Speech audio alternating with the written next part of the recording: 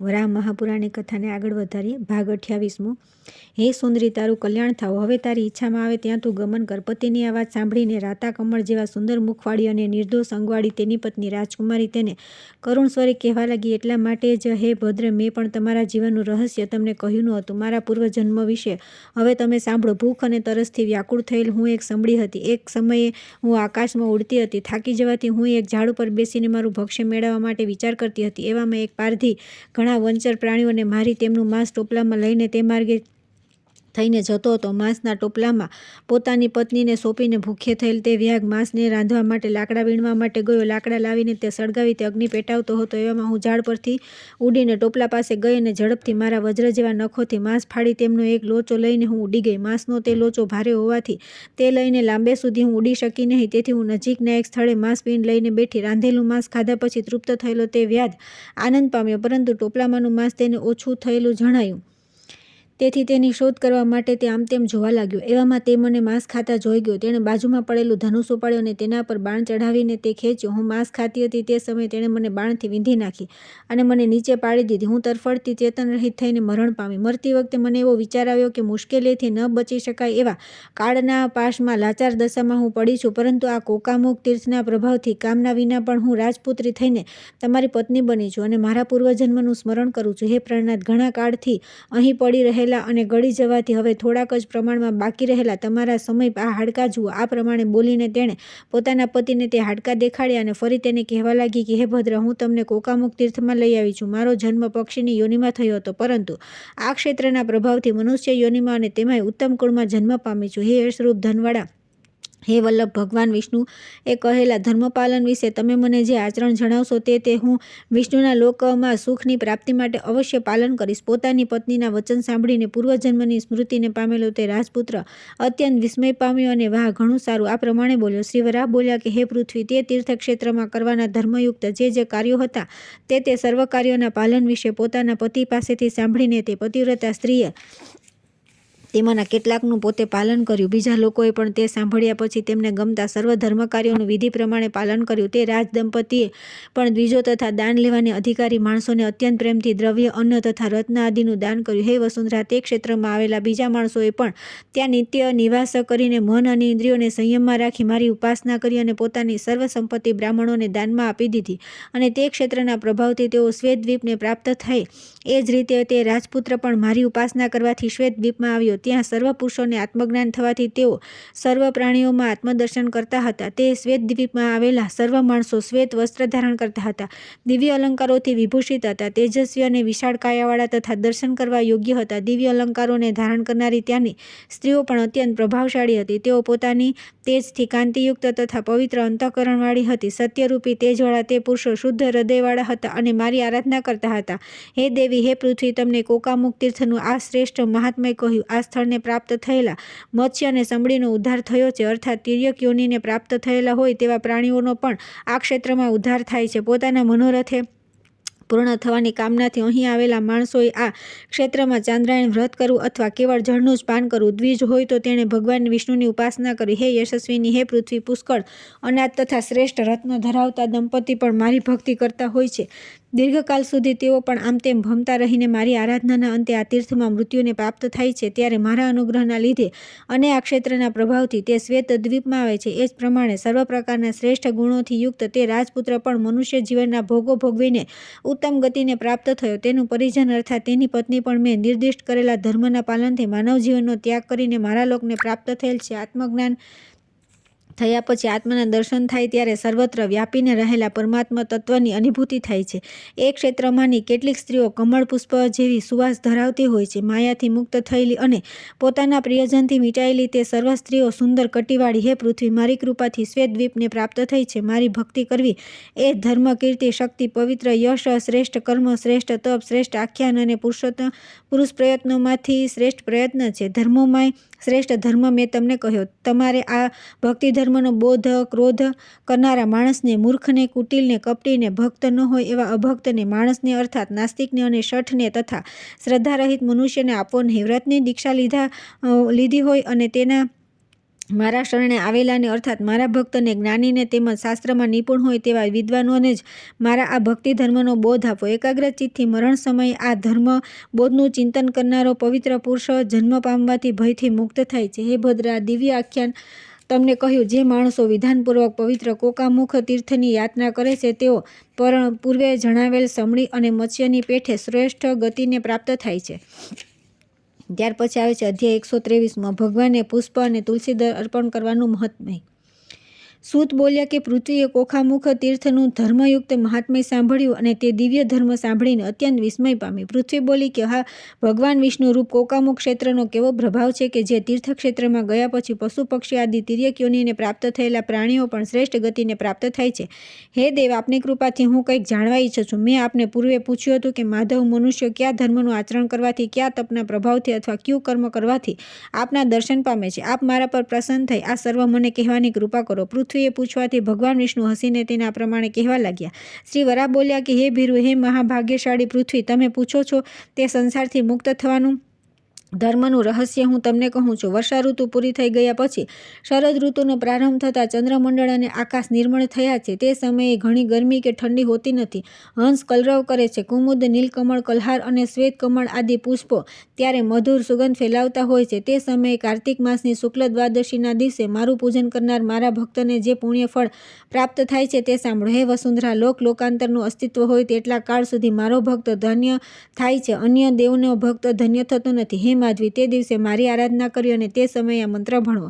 બ્રહ્માણામ ચ રુદ્રેણ ચ સ્તુયમાન ભવનો ઋષિ વંદિતો વંદનીયશ્ચ પ્રાપ્તા દ્વાદશીન્યમ તે પ્રબુદ્ધસ્વમ જાગૃસ્વમ મેઘગતઃ પૂર્ણશ્ચ શારદાની પુષ્પાણી લોકનાથ તુભ્યહમ દદાનીતિ ધર્મહેત્સોવ પ્રીતયે પ્રબુદ્ધ જાગ્રતમ લોકનાથ ત્વામ ભજના યજ્ઞેન યજન્તે સત્રેણ સત્રીણો વેદે પઠંતી ભગવન શુદ્ધા પ્રબુદ્ધા જાગ્રતો લોકનાથ. હે યશસ્વીની, દ્વાદશીના દિવસે શ્રેષ્ઠ વ્રત અને મારું પૂજન કરનારા મારા ભક્તો ઉત્તમ ગતિને પામે છે. મારા ભક્તોને સુખ આપનારું અને સંસારથી મુક્ત આપનારું શરદ ઋતુમાં કરવાનું સંપૂર્ણ કર્મ મેં તમને કહ્યું. આ પ્રબોધિની એકાદશી યુક્ત દ્વાદશીએ કરવાનું કર્મ કહેવામાં આવ્યું. હવે શિશિર ઋતુમાં કરવાનું સુંદર કર્મ કહું છું. ઠંડા પવનથી ધ્રુજતા એકાગ્ર ચિત્તથી મારી આરાધના કરવા માટે કરેલા નિશ્ચયવાળા મારી ઉપાસના કરનારા મારા ભક્તો કર્મો કરીને શ્રેષ્ઠ ગતિને પ્રાપ્ત થાય. શિશિર ઋતુમાં વિકસિત થયેલા પુષ્પ વડે મારું પૂજન કરવું અને પૃથ્વી પર બંને ઢીંચણ ટેકવીને હાથ જોડવા અને મારી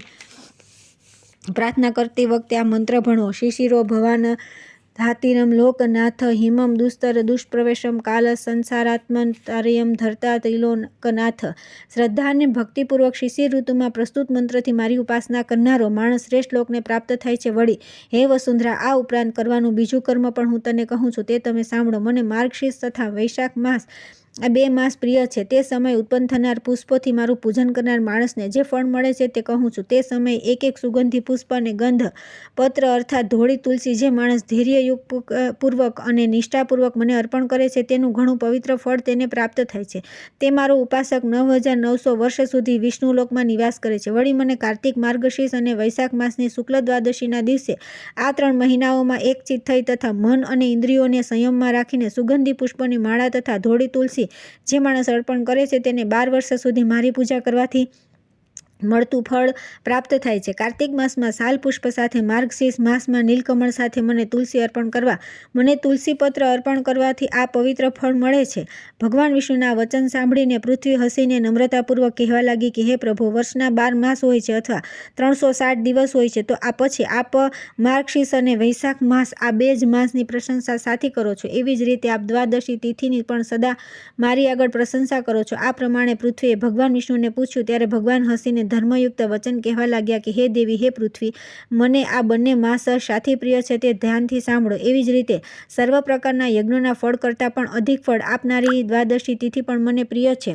ભૂમિદાન કરવાથી અથવા હજારો બ્રાહ્મણોને દાન આપવાથી જે ફળ મળે છે તે દ્વાદશીના દિવસે ઉપવાસ કરવાથી મળે છે. કાર્તિક શુક્લ એકાદશી યુક્ત દ્વાદશીના દિવસે હું યોગ નિદ્રામાંથી જાગ્રત થયો અને વૈશાખ માસની દ્વાદશીએ વેદોનું ઉચ્ચારણ કર્યું. એટલા માટે કાર્તિક માસની અને વૈશાખ માસની દ્વાદશીના દિવસે ઇન્દ્રિયો તથા મનને સંયમમાં રાખી શ્વેત તુલસી હાથમાં લઈ આ મંત્ર ભણવો. ભગવાન શાપ પાશાય ઇમ બહુતરમ નિત્ય વૈશાખમ ચેવ કાર્તિકમ ગૃહાણમ ગંધપત્રાણી ધર્મમેવ પ્રવર્ષુર્યમ નમો નારાયણોક્તમ ગંધપત્રમ પ્રદાપયત.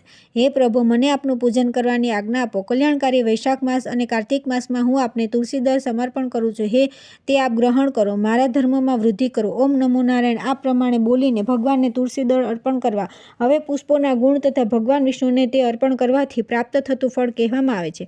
ભગવાનને તુલસીદળ અર્પણ કર્યા પછી મન, વાણી અને કર્મથી પવિત્ર માણસે હાથમાં પુષ્પ લઈ ઓમ નમો વાસુદેવાય બોલી નીચે લખેલ મંત્ર ભણવો. ભગવાનના સુમનસીસાની આશ્ચર્યતુ માં સુમનકુરુ ગૃહિષ્વમ સુમનસ્કમ દેવ સુગંધેન તે નમ.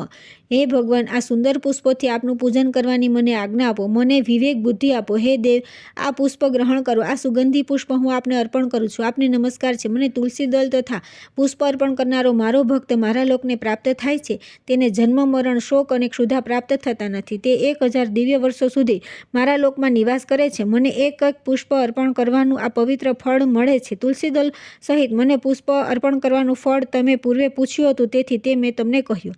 ત્યાર પછી આવે છે અધ્યાય 124 ઋતુઓનું પ્રદાન. શ્રી વરાહ બોલ્યા કે ફાલ્ગુન માસની શુક્લ પક્ષની દ્વાદશીના દિવસે વસંત ઋતુમાં પ્રતિદિન ઉગતા શ્વેત અને પીત વર્ણના અતિ સુગંધીવાળા સુંદર પુષ્કળ પુષ્પો એકત્ર કરી મંત્રયુક્ત વિધિથી અને પ્રસન્નચિત્તથી મને અર્પણ કરવા. એ સમયે ઓમ નમો નારાયણ આ બોલીને મંત્ર ભણવો. ઓમ નમોસ્તુ તે દેવ દેવેશમ શંખચક્ર ગદાધર નમોસ્તુ તે લોકનાથ પ્રવીરાય નમોસ્તુ તે સંપુષ્ટિતસ્યે વસંતકાલે વસંતપર્શે ગંધરસ પ્રયુક્તા પશ્યમ પુષ્પ પાદ પ્રદેન વસંતકાલે સમુપાગતે ચ. શંખ, ચક્ર અને ગદાને ધારણ કરનારા દેવોના દેવ હે ઈશ, હે લોકનાથ, અત્યંત પરાક્રમશાળી હે ભગવાન, આપને નમસ્કાર છે. વસંત ઋતુમાં વનસ્પતિના ગંધ અને રસથી યુક્ત પુષ્પોવાળું આ વૃક્ષરાજ વસંત આવતા મારી દ્રષ્ટિ સમક્ષ જ પુષ્પોથી સભર બન્યું છે. આ સુગંધી પુષ્પ હું આપને અર્પણ કરું છું. ફાલ્ગુન માસમાં વિધાનપૂર્વક સુગંધી પુષ્પ મને અર્પણ કરીને જે મારું પૂજન કરે છે તેને ફરીથી સંસારમાં જન્મ લેવો પડતો નથી. તે મારા ધામને પ્રાપ્ત થાય છે. સુંદર કટીવાળી હે પૃથ્વી, વૈશાખ માસની શુક્લ પક્ષની દ્વાદશીનું ફળ તમે મને પૂછ્યું હતું તે મારી પાસેથી સાંભળો.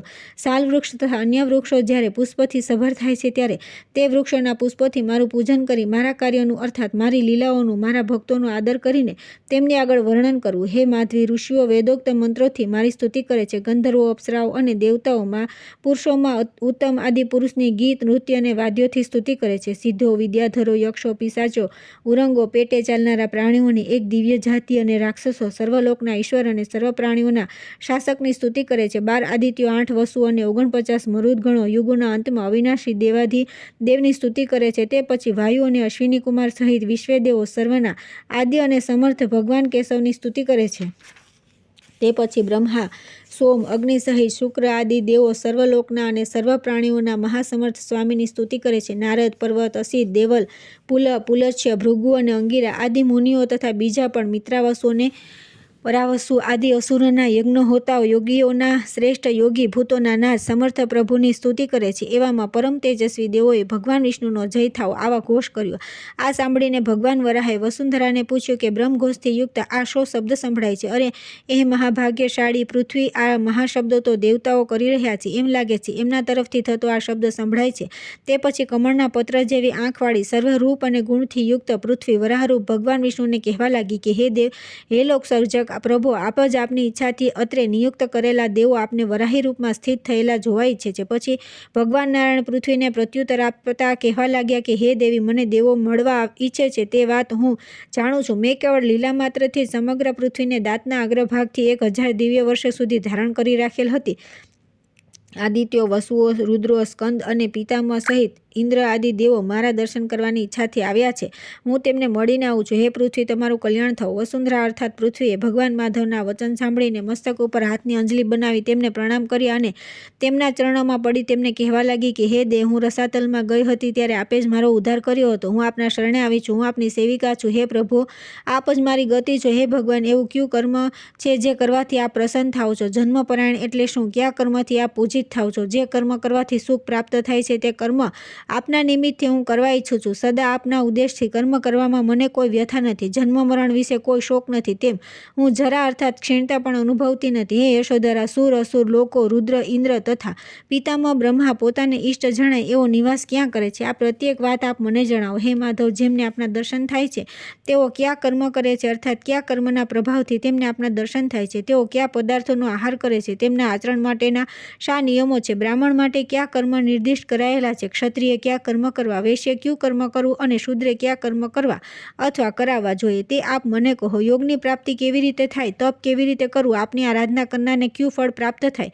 સુખ દુઃખ પ્રાપ્ત થવાનું શું કારણ? ભોજન કેવી રીતે કરવું? પેય પદાર્થો કેવી રીતે ગ્રહણ કરાય અને તે માટેનો શો વિધિ છે? હે માધવ, આપના ભક્તોએ એ સમયે કેવી રીતે વર્તવું?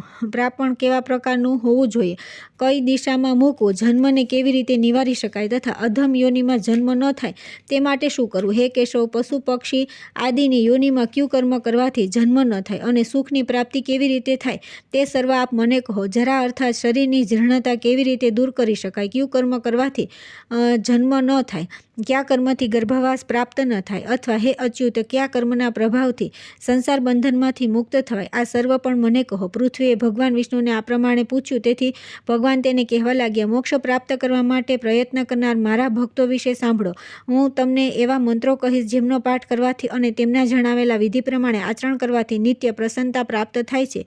આ મંત્ર પ્રમાણે છે: માસેષુ સર્વેષુ ચ મુખ્ય ભૂતત્સ્વા માધવો માધવ માસ એવં એષ્યેદસતુ વસંતકાલે ઉપાગતમ ગંધરસ યુક્તા નિત્યમ ચ યજ્ઞેષુ તથેજ્યો યો નારાયણ સપ્તલોકેશુ વીર. એવી જ રીતે ગ્રીષ્મ ઋતુમાં પણ મારા વચન પ્રમાણે સર્વવિધિ કરવી અને મારા ભક્તોને પ્રિય મંત્ર ભણવો. માસેષુ સર્વ મુખ્ય મૂતો માસો ભવન ગ્રીષ્મ એક પ્રપંચ પશ્યેદ ભવંત વર્તમાન ચ ગ્રસ્મે તૈનેવ સર્વ દુઃખ મેતુ પ્રસન્નામી.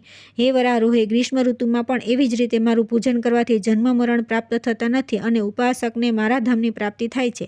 આ પ્રમાણે પૃથ્વી પર જેટલા સુગંધિત શાલ પુષ્પો છે તે સર્વ પુષ્પો વડે આ વિધિ દ્વારા પૂજન કરવાથી ભગવાન વિષ્ણુ પૂજાયેલા ગણાય છે. એવી જ રીતે હે પૃથ્વી, વર્ષા ઋતુમાં મારી ઉપાસના કરવી, એથી જન્મથી જ તેની બુદ્ધિ નિર્મળ થતાં સંસારના વિષયોમાં પ્રવૃત્ત થતી નથી.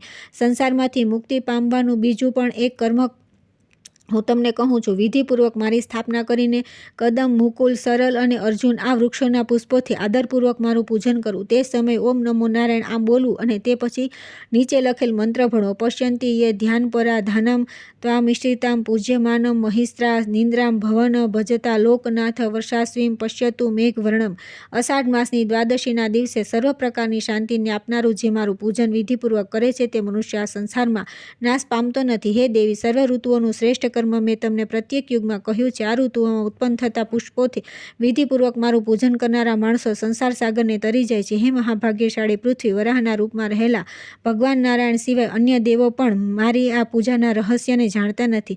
જે માણસે મારું પૂજન કરવાના વ્રતની દીક્ષા લીધી ન હોય, જે મૂર્ખ હોય, કુટિલ હોય, કુશિષ્ય હોય, શાસ્ત્રનો વિપરીત અર્થ કરી તેને દૂષિત કરનારો હોય, તેવા માણસોને મારી પૂજાનું રહસ્ય તમારે જણાવવું નહીં. અસત્ય ભાષણ કરનારે ત્યાં સઠને પણ આ રહસ્ય કહેવું નહીં, કેમ કે તેમને આ રહસ્ય કહેવાથી ધન અને ધર્મના શીઘ્ર નાશ થાય છે. ધર્મ પ્રમાણે આચરણ કરનાર મારા ભક્તોને જ તમારે આ રહસ્ય જણાવો. હે ભદ્ર, તમે પૂર્વે મને જે પૂછ્યું હતું તે સર્વ વિગતવાર મેં તમને જણાવ્યું. બોલો હવે બીજું શું પૂછવા ઈચ્છો છો? ત્યાર પછી આવે છે અધ્યાય 125મો માયાચક્ર. સૂતજી કહે છે કે તીવ્ર વ્રતનું આચરણ કરનારી પૃથ્વીઓ 6 ઋતુઓમાં કરવાના પૂજનનું કાર્ય ભગવાનના શ્રીમુખથી સાંભળ્યા પછી તે ભગવાન નારાયણને ફરીથી પૂછવા લાગી. હે માધવ, લોકમાં વિખ્યાત પવિત્ર અને કલ્યાણ કરનારા જે પૂજન કર્મ આપે મને કહ્યા તે મારા અંતઃકરણને આનંદ આપનારા છે. આપના મુખેથી એ કર્મોનું શ્રવણ કરવાથી શરદ ઋતુમાં ચંદ્રના નિર્મળ થઈ જાય છે તેવી રીતે મારું ચિત્ત નિર્મળ થઈ ગયું છે. હે વિષ્ણુ, હે દેવ, આપ જેને નિત્ય પોતાની માયા હોવાનું કહો છો તેનું રહસ્ય જાણવા માટે હું અતિ ઉત્સુક છું. તેથી મારા હિત ખાતર આપ તેનું રહસ્ય મને કહી સંભળાવો. મારા પર અનુગ્રહ કરી આપ મને તે અવશ્ય કહો. આપની માયા એટલે શું? તે કેવી છે? માયા શબ્દથી શું સમજવું? માયા કોને કહેવાય છે? આપની આ માયાના શ્રેષ્ઠ રહસ્યને હું જાણવા ઈચ્છું છું. પૃથ્વીની આ વાત સાંભળીને માયાના સર્જક ભગવાન વિષ્ણુ હસીને પૃથ્વીને કહેવા લાગ્યા કે હે ભૂમિ, તમે મારી માયાના સંબંધમાં કંઈ જ પૂછશો નહીં. તમે આદરપૂર્વક મારી માયા વિશે મને પૂછો છો, તેથી તે જાણ્યા પછી તમને કેવળ ક્લેશ જ થશે. તો એ ક્લેશ તમે શા માટે ભોગવવા ચાહો છો, હે વિશાલાક્ષી? વિશાળ નેત્રોવાળી હે પૃથ્વી, રુદ્ર, ઇન્દ્ર અને પિતામહ બ્રહ્મા પણ આજ સુધી તેને જાણતા નથી. તો પછી તમે તો જાણી જ કેમ શકો? જે સ્થળે વરસાદ વરસે છે તે સ્થળ જળથી પૂર્ણ થઈ જાય છે, અર્થાત ત્યાં કેવળ જળ જ જળ દેખાય છે. જ્યાં વૃષ્ટિ થતી નથી તે સ્થળ નિર્જળ જ રહે છે. હે પ્રિય, આ મારી માયા છે, અર્થાત મારી માયાનું જ એ કારણ. કૃષ્ણ પક્ષમાં ચંદ્રની એક કલા ઘટતી જાય છે, શુક્લ પક્ષમાં વળી એની એક કલા ઘટતી જાય છે, અને અમાવસ્યાના દિવસે તો ચંદ્ર દેખાતો જ નથી. હે સુંદરી, હેમંત ઋતુમાં કૂવાનું જળ ગરમ હોય છે અને ગ્રીષ્મ ઋતુ અર્થાત ઉનાળામાં કૂવાનું જળ ઠંડુ હોય છે. એ મારી માયાનું જ કારણ છે. પશ્ચિમ દિશાનો આશ્રય લઈને સૂર્ય અસ્ત થાય ને વળી પ્રાતઃકાળે પૂર્વ દિશામાં ઉદય પામે, એ મારી માયા છે. પ્રાણીઓમાં રહેલા રક્ત અને વીર્યથી ગર્ભમાં પ્રાણી ઉત્પન્ન થાય છે, આ મારી માયા છે. ગર્ભમાં જીવ પ્રવિષ્ટ થઈને સુખ દુઃખનો અનુભવ કરે છે. ઉત્પન્ન થયા પછી જીવ સર્વ કંઈ ભૂલી જાય છે. આ મારી શ્રેષ્ઠ માયાનું કાર્ય છે. વિસ્મૃતિને પામેલો ચેતના અને સ્પૃહા રહી જીવ પોતાના કર્મોને આધીન થઈને તેમના પ્રભાવથી અન્યત્ર જાય છે. આ મારી ઉત્તમ માયાનું કાર્ય છે. શુક્ર અને શોણિતના સંયોગથી માનવ દેહનું સર્જન થાય છે. આંગળીઓ, પગ, હૃદય, માથું, કેડ, પીઠ, પેટ, દાંત, હોઠ, નાક, કાન, આંખ, લમડા, લલાટ અને જીભ એ દેહમાં મારી માયાના લીધે જ પ્રગટ થાય છે. જે કંઈ ખાવા પીવામાં આવ્યું હોય તે દેહમાંના અગ્નિથી જીર્ણ થાય છે, અર્થાત પચી જાય છે, અને મળમૂત્ર રૂપે પ્રાણી ગુદા અને ઉપસ્થ દ્વારા તેમને શરીરમાંથી બહાર કાઢી નાખે છે. આ મારી શ્રેષ્ઠ માયાનું કાર્ય છે. શબ્દ, સ્પર્શ, રૂપ, રસ અને ગંધ, આ 5 વિષયોમાં પ્રાણથી જ જંતુ પ્રવૃત્તિ કરે છે, અર્થાત 5 જ્ઞાનેન્દ્રિયોના વિષયોને પ્રાણી પ્રાણથી જ ગ્રહણ કરે છે, અનુભવે છે. આ મારી પ્રિય માયાનું જ કાર્ય છે. હે સુંદરી, હું પરમાત્મા રૂપે સર્વ સ્થાવર જંગમ પ્રાણીઓમાં સર્વ ઋતુઓમાં પોતાના સ્વરૂપથી રહેલો છું, પરંતુ તેનું તત્વ જાણી શકાતું નથી. આ જ મારી માયા છે. આકાશમાંથી વરસતું દિવ્ય જળ તથા પૃથ્વીના સ્ત્રોતોમાંથી નીકળતું ભૌમજળ નદીઓમાં વહેતું હોવાથી નદીઓને સમૃદ્ધ બનાવે છે. હે સુંદરી, આ મારી માયા છે.